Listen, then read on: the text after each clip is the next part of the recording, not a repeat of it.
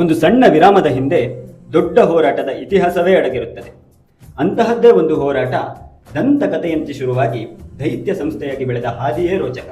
ಅದು 1977ರ ಜೂನ್ ತಿಂಗಳು, ಮುಂಗಾರು ಮಳೆಯ ಆರಂಭ, ಹಸಿರು ಜೀವ ಪಡೆಯುವ ಸಮಯ. ಇದೇ ಸಮಯಕ್ಕೆ ಖಾಲಿ ಕೈ ಖಾಲಿ ಜೇಬು, ಒಂದು ಸಣ್ಣ ಖಾಲಿ ಚೀಲದ ಒಳಗೆ 1000 ಕನಸುಗಳನ್ನು ಪರಿಶ್ರಮದೊಂದಿಗೆ ತುಂಬಿ ಜೀವಂದರ್ ಜೈನ್ ಎಂಬ ಯುವಕ ತನ್ನ ಮಾವನಾದ ರವಿರಾಜ ಹೆಗ್ಡೆಯವರಿಂದ ಕಲಿತ ಆಯುರ್ವೇದ ವಿದ್ಯೆಯನ್ನು ದೃಢವಾಗಿ ನಂಬಿ ಜೂನ್ 10ರಂದು ತೀರ್ಥಹಳ್ಳಿಯಲ್ಲಿ ಸಣ್ಣದೊಂದು ಚಿಕಿತ್ಸಾಲಯ ತೆರೆಯುತ್ತಾರೆ. ಆರಂಭದಲ್ಲಿ ಸಾಕಷ್ಟು ಅವಮಾನಗಳನ್ನು ಎದುರಿಸಿ ಕೇವಲ 1 ರೂಪಾಯಿಯಿಂದ ಔಷಧಿ ಕೊಡುತ್ತಾ, ನಂತರ ತಮ್ಮ ಕೈಗುಣ ಮತ್ತು ನಾಡಿ ವಿದ್ಯೆಯಿಂದ ಜನಮನ್ನಣೆ ಗಳಿಸಿ ತಮ್ಮ ವೃತ್ತಿ ಜೀವನದಲ್ಲಿ ಹೊಸ ಅಧ್ಯಾಯ ಶುರುವಾಗುತ್ತಿದ್ದಂತೆ ಪ್ರತಿಮಾ ಜೈನ್ ಎಂಬುವರ ಜೊತೆ ದಾಂಪತ್ಯ ಜೀವನಕ್ಕೆ ಕಾಲಿಟ್ಟರು. 1984ರಲ್ಲಿ ದೊಡ್ಡಮನಕೆರೆಯಲ್ಲಿ ತಮ್ಮದೇ ಸ್ವಂತ ಕಟ್ಟಡದಲ್ಲಿ ದೊಡ್ಡದಾಗಿ ಚಿಕಿತ್ಸಾಲಯ ಆರಂಭಿಸಿ ಅದರ ಜೊತೆಗೆ ಯಂತ್ರೋಪಕರಣಗಳ ಮೂಲಕ ಔಷಧಿ ತಯಾರಿಸುವ ಘಟಕವನ್ನು ಸ್ಥಾಪಿಸಿದೆ.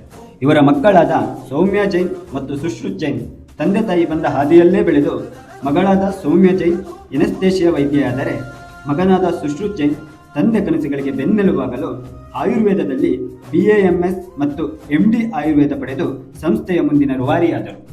ತಮ್ಮ ವೃತ್ತಿ ಜೀವನವನ್ನು ಆರಂಭಿಸಿದ ಡಾಕ್ಟರ್ ಸುಶ್ರುತ್ ಜೈನ್ 2018ರಲ್ಲಿ ಸ್ವಂತ ಔಷಧಾಲಯ ಪ್ರಾರಂಭಿಸಿದ್ದಲ್ಲದೆ 2022ರಲ್ಲಿ ತನ್ನ ಪತ್ನಿಯಾದ ಡಾಕ್ಟರ್ ಸಾದಿತಾ ಜೈನ್ ಬೆಂಬಲದೊಂದಿಗೆ ಪೂಜ್ಯಪಾದ ಆಯುರ್ಧಾಮವೆಂಬ ಪಂಚಕ್ರಮ ಆಸ್ಪತ್ರೆಯನ್ನು ಪ್ರಾರಂಭಿಸುತ್ತಾರೆ.